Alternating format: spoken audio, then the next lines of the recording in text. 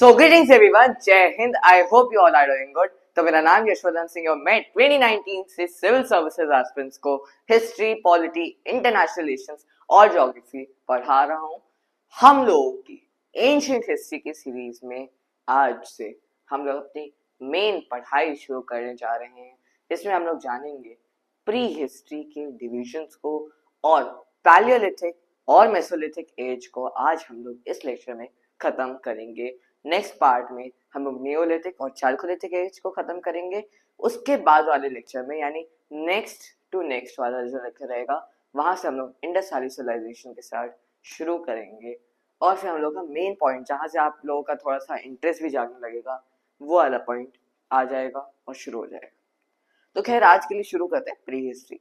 तो last lecture तक हम लोगों ने समझा कि सोर्सेज ऑफ हिस्ट्री क्या होते हैं. अगर हम लोग लास्ट वाले लेक्चर को थोड़ा सा इग्नोर भी करें तो फिर उससे पहले वाले प्री हिस्ट्री वाले जो हम लोग के लेक्चर थे, प्री हिस्ट्री में हम लोगों ने जाना कि हम लोग के डिविजन्स होते हैं. प्री हिस्ट्री हो गया, प्रोटो हिस्ट्री हो गया, हिस्ट्री में. अब अगर हम लोग प्री हिस्ट्री के डिवीजन समझे तो उसको तीन पार्ट्स में डिवाइड करते हैं. Old stone age, late stone age या फिर लेटेस्ट स्टोन एज या मिडिल स्टोन एज भी कहते हैं, और न्यू स्टोन एज. मतलब इसको आपने ओल्ड स्टोन एज को आपने सुना होगा कि एक नाम होता है इसका, मोस्ट कॉमनली नोन है, उसको कहते हैं पैलियोलिथिक. जो पैलियोलिथिक एज होती है उसी को ओल्ड स्टोन एज कहते हैं. For your kind knowledge everyone. उसके बाद अगर हम लोग आए जाके लेटेस्ट स्टोन एज आती है या फिर लेट स्टोन एज, उसको हम लोग जानते हैं मेसोलिथिक एज के नाम से. और उसके बाद वाले पार्ट में न्यू स्टोन एज को हम लोग एक और नाम से जानते हैं जो कि है न्यूलिथिक. या फिर उसके बाद वाले आगे आने वाले पार्ट में आप देखेंगे कि यहाँ पे चालकोलिथिक एज भी आ जाती है. ये चीज आपको यहाँ पे देखने को मिलेगी. ठीक, तो पैलियोलिथिक एज, मेसोलिथिक एज और नियोलिथिक या फिर और plus neolithic plus chalcolithic age, इन तीन पार्ट से हम लोग का डिवीजन होगा. यहाँ पे आप हिस्ट्री को इस तरीके से डिवाइड होते हुए देखेंगे. अब जो ओल्ड स्टोन एज आएगा या फिर जिसको पैलियोलिथिक एज के नाम से भी जानते हैं, उसके भी तीन डिवीजन है. एक है अर्ली या फिर लोअर स्टोन एज, फिर है middle stone age, middle palaeolithic age, और अपर या फिर लेटर पैलियोलिथिक एज. 2 मिनट के लिए इस वाले डिवीजन को, जो ये बाकी तीन पार्ट्स में पैलियोलिथिक को डिवाइड किया, इसको 2 मिनट के लिए रोक के रखते हैं, स्टॉप लगाते हैं, ब्रेक करते हैं. अब देखते हैं कि पैलियोलिथिक एज जो हम लोग कहते हैं, आपने बचपन से अपनी टेक्स्ट बुक में 6-7 की टेक्स्ट बुक से पढ़ा भी होगा. पैलियोलिथिक एज हो गया, मेसोपोटामिया हो गया, ये सब. लेकिन अभी के लिए हम प्री हिस्ट्री पर फोकस करेंगे. अभी अपने माइंड से जितना भी आपने अभी तक का हिस्ट्री पढ़ा हुआ है, पूरा का पूरा इतिहास 2 मिनट के लिए साइड रख दीजिए. अगर वापस शुरुआत पे आप जाइए, जहां से हम लोग का इतिहास की शुरुआत होती है या फिर मानव जाति की शुरुआत होती है, अगर आप रिवाइंड मारे या फिर पीछे जाएं टाइम में, तो आपको एक चीज देखने को मिलेगी कि पैलियोलिथिक एज में क्या था. हंटर्स और गैदरर्स से. हंटर्स और गैदरर्स से. हंटर्स मतलब हम लोग जानते हैं जो, जैसे अगर फॉर एग्जांपल अगर यहाँ पे एक हाथी है, हाथी क्या जानवर है, या फिर मैं, मेरी आर्ट उतनी अच्छी नहीं है लेकिन जितनी मैं ड्राइंग कर सकता हूँ उतना मैं आपको ड्राइंग करके समझा रहा हूँ. ठीक है, अगर ये है और इसका नाम ही फॉर एग्जाम्पल कोई भी नाम रख दीजिए, इसका नाम है चा. चा इसका नाम है.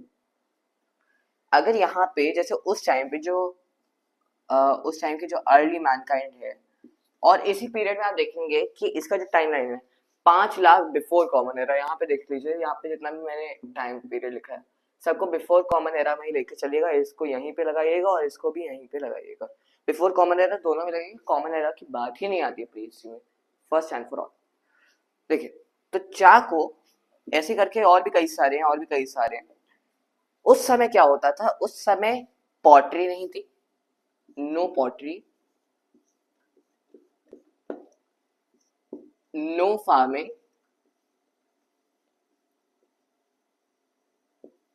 फार्मिंग, उसके अलावा आपका एक तरीके से कहा जाए तो फिर उस समय जो आप हंटिंग भी देखेंगे वो उतने एडवांस लेवल पे नहीं थी.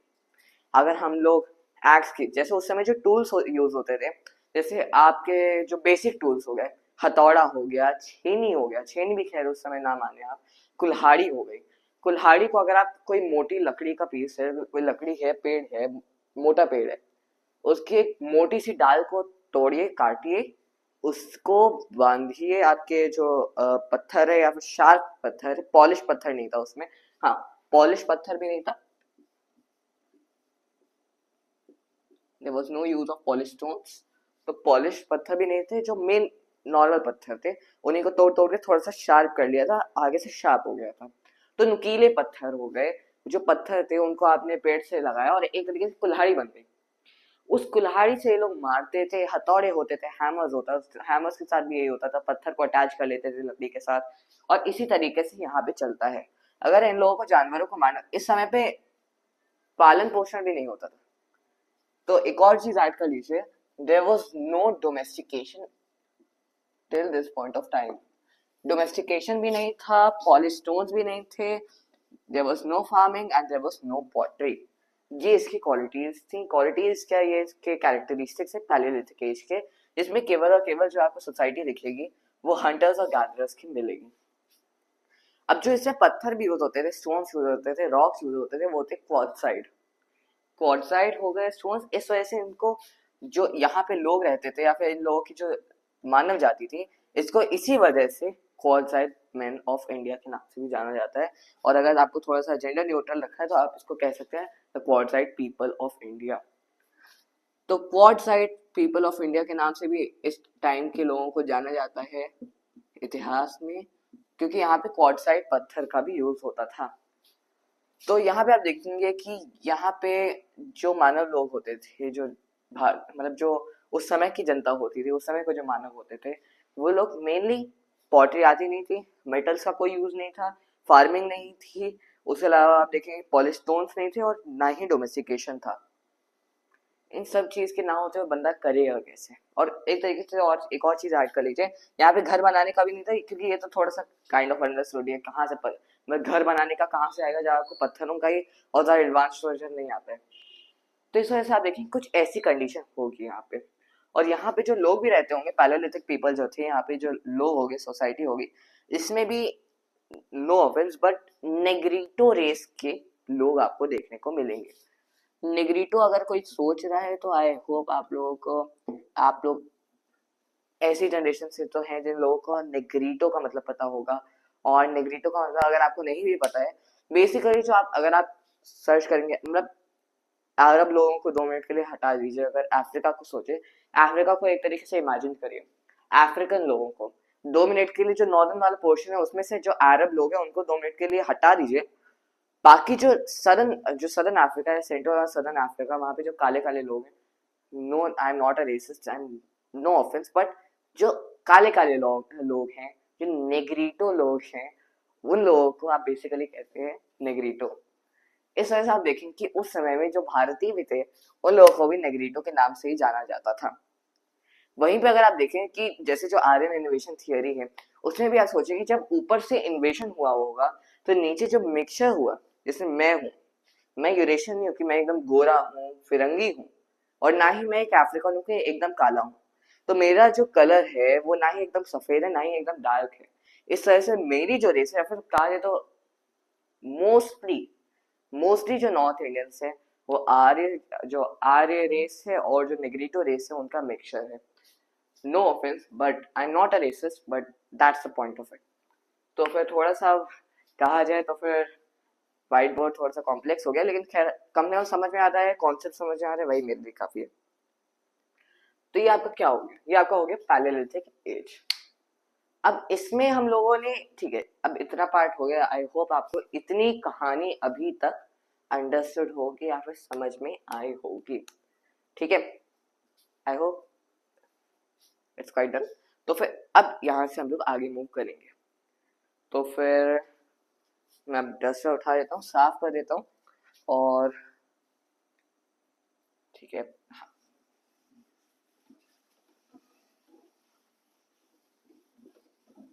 ठीक है। तो हम लोगों ने अभी तक क्या कहानी समझ ली?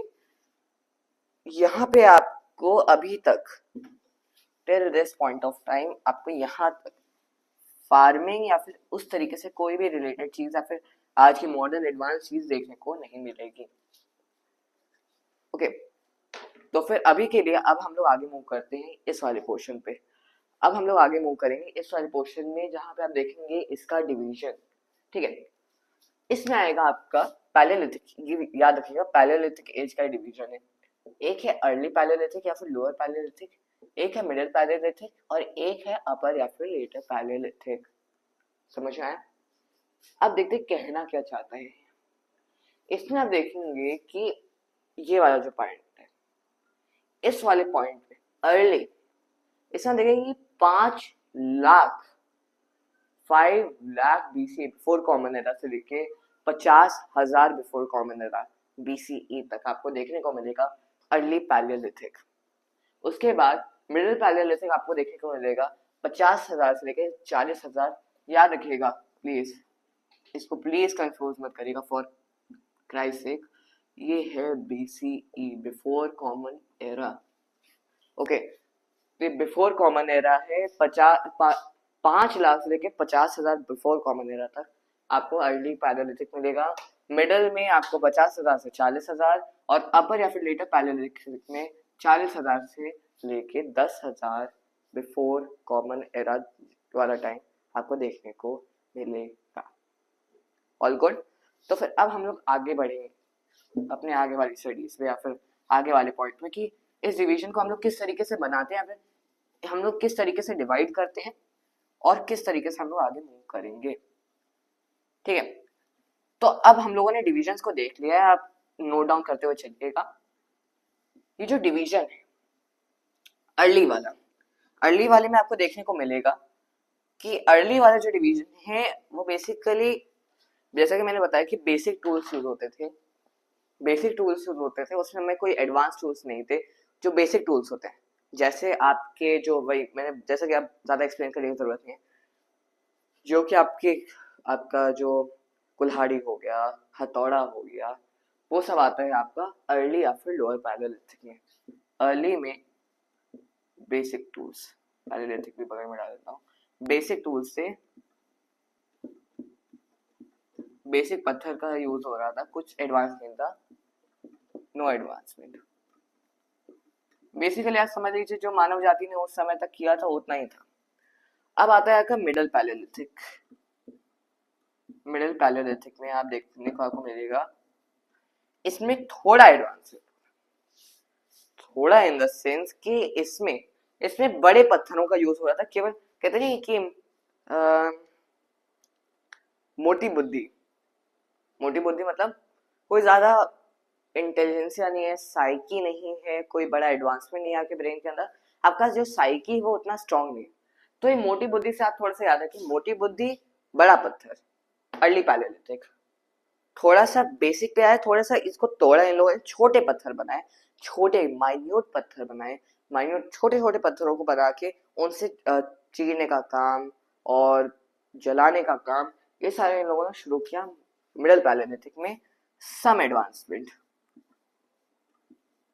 थोड़ा एडवांसमेंट होता है, कहते हैं ना बहुत लिटिल एडवांसमेंट, बेसिक टूल्स अभी भी यूज होंगे।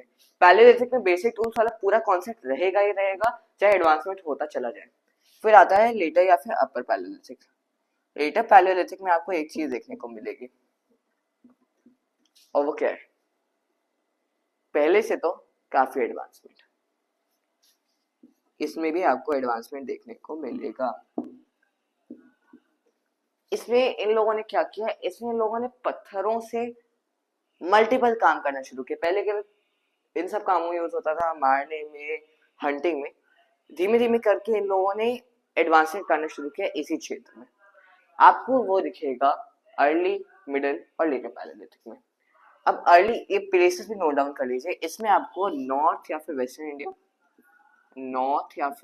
इंडिया, और इसमें भी आपको मिडिल पैलेलिथिक में नॉर्थ वेस्टर्न, आप समझ लीजिए कि जो राजस्थान, वेस्टर्न उत्तर प्रदेश, नॉर्दर्न मध्य प्रदेश और पूरा का पूरा जो नॉर्थ वेस्ट वाला पाकिस्तान वाला रीजन है, उसमें आपको देखने को मिलेगा अर्ली पैलेलिथिक।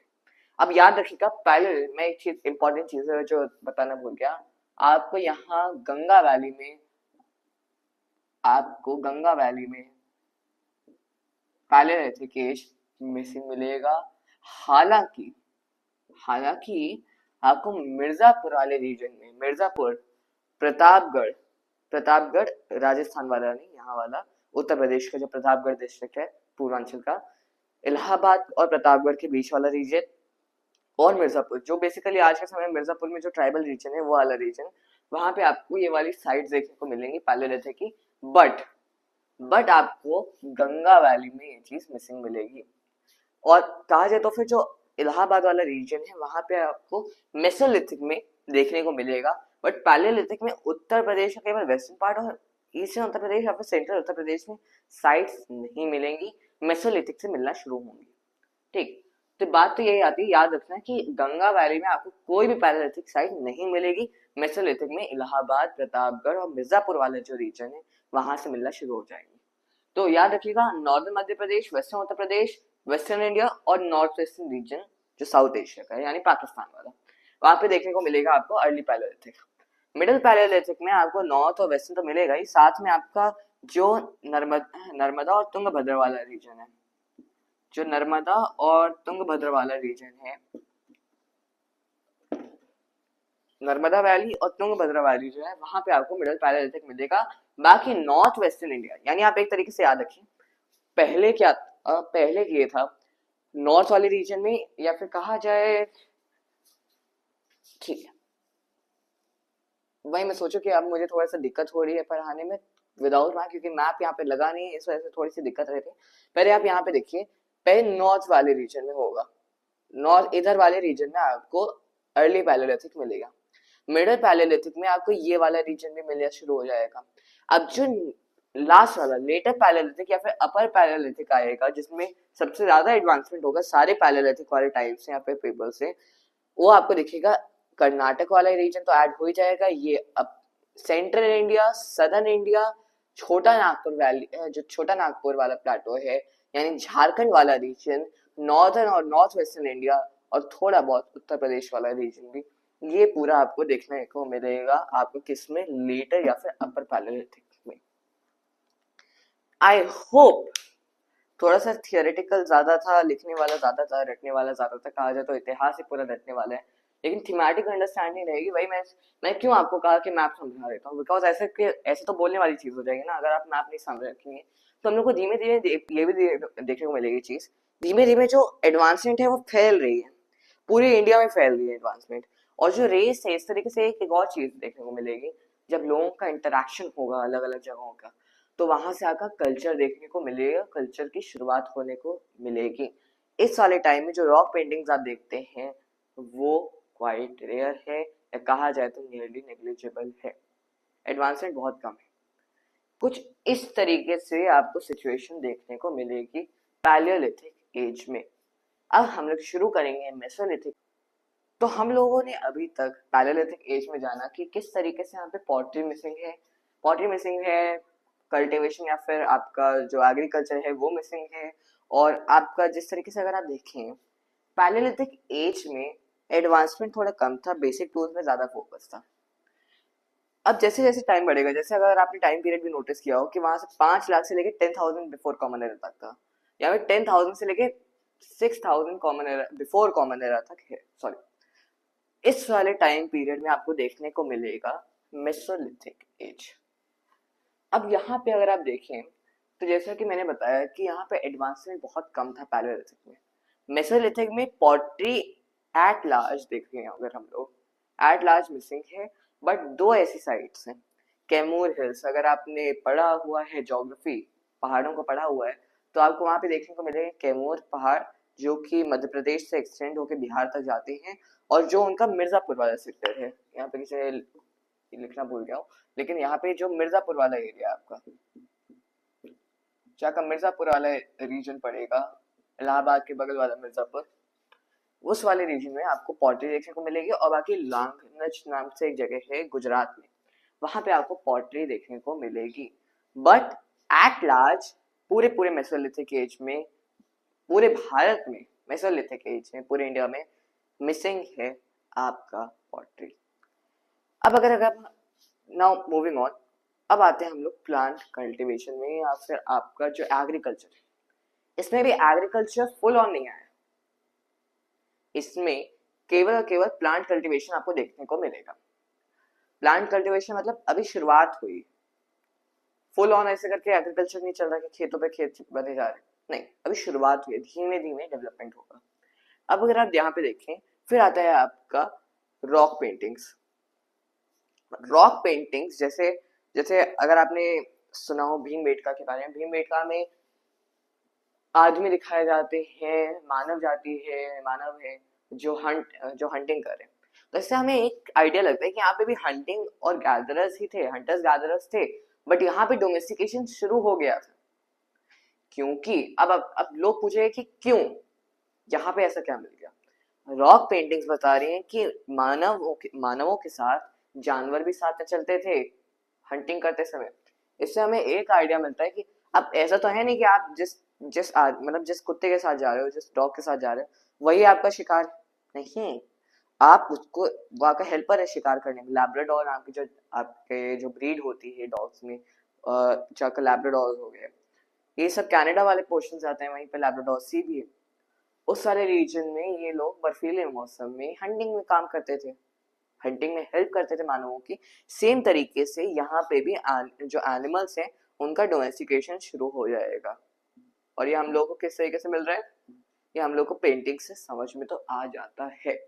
समवॉट मतलब अब डोमेस्टिकेशन समवॉट शुरू हो चुका है। अगर हम लोग देखें कि रॉक पेंटिंग जो है वो बेसिकली कहाँ कहाँ मिले, उनमें से खरवार है, भीमबेटका है, जावरा है और आपका काकोटिया है। अब काहोटिया में मतलब जो आपका काठोतिया है मध्य प्रदेश, मध्य प्रदेश। अब इसे एक चीज देखने को मिलेगी, जो आपका एलुवियल वाला एरिया है या फिर जो गंगा के जो प्लेन्स है, प्लेन्स में आपको मेसोलिथिक एज थोड़ा कम देखने को मिलेगा। जैसा कि मैंने आपको यहाँ पे बताया, केवल और केवल कैमूर वाले मिर्जापुर, इलाहाबाद और आपका जो प्रतापगढ़ वाला रीजन है, जैसा कि मैंने यहाँ पे लिखा भी है, सराय नहराई वाला जो रीजन है, यहाँ पे आपको मेसोलिथिक लोग देखने को मिलेंगे। यानी ईस्टर्न और सदर्न उत्तर प्रदेश में आपको मेसोलिथिक पीपल देखने को मिलेंगे। अब अगर हम लोग बाकी साइड देखें तो इसमें खारवाड़ आ जाता है, भीमबेटका है, जौरा है, काठोतिया है, ये सारे मध्य प्रदेश में लिख लीजिएगा। आपके एजोथु गुफा आपका केरला में आएगा और बाकी संबलपुर और सुंदरगढ़ आपका उड़ीसा में आएगा। फेमस जगह है, याद करने की जरूरत नहीं है, ऐसे नॉर्मली भी याद हो जाएंगे। खरवार हो गया, भीमबेटका सुना है, जावरा आपने सुना ही है, खरवार सुना है, क्या नए नाम हो सकते हैं, ऐसे तो गुहा हो सकता है। बाकी आपका काठोतिया कुछ के लिए सुना सुना होगा, लेकिन कई लोगों के लिए सुना हुआ नहीं होगा, तो काठोतिया लिख लीजिएगा, बाकी सारी साइट्स लिख लीजिएगा, रिवीजन करते रहिएगा, तभी आपको याद हो पाएगा, एक बार में याद नहीं होगा। मेसोलिथिक में इतना आपको फैक्चुअल याद रखना है। अब आ जाते हैं थोड़ा बहुत साइट्स पे। साइट्स में आपको यहाँ पे महादाह यू उत्तर प्रदेश में देखने को मिलेगी और यहाँ पे बोन आर्टिफैक्ट्स मिले। अगर आपसे कोई क्वेश्चन में पूछे कि या फिर कोई भी क्वेश्चन पूछे कि क्या टूल्स में हम लोग को देखने को मिलेगा, क्या एडवांसमेंट देखने को मिलता है, जो पहले जैसे मैंने पहले में समझाया था कि मोटी बुद्धि बड़ा पत्थर, तेज बुद्धि छोटे होते जाएंगे पत्थर, वैसे इसी में छोटी बुद्धि या फिर कहा जाए तो फिर छोटी बुद्धि भी नहीं, मतलब अगर कोई इंटेलिजेंट बंदा है वो उतना ज्यादा एफिशिएंट काम नहीं करेगा, वो एफिशिएंट काम करेगा, वो फालतू का हार्डवर्क नहीं करेगा, वो एफिशिएंट काम करेगा। ऐसा नहीं कि पूरा पत्थर लेके जा रहे मारने के लिए, नहीं, एक छोटा सा अगर हम लोग हथौड़ी टाइप का बना लें, एक सिकल बना लें, उतना ही काफी है। आप देखेंगे इसमें छोटे छोटे पत्थरों का भी यूज होना शुरू हो जाएगा। ठीक है, ये चीज आपको देखने को मिलेगी। बोन आर्टिफैक्ट्स मिलते हैं। बोन आर्टिफैक्ट्स जो होते हैं, जैसे अब जो हड्डियां होंगी, हड्डियों को आगे से शार्प करके ये लोग उसको भी हंटिंग में यूज कर सकते हैं।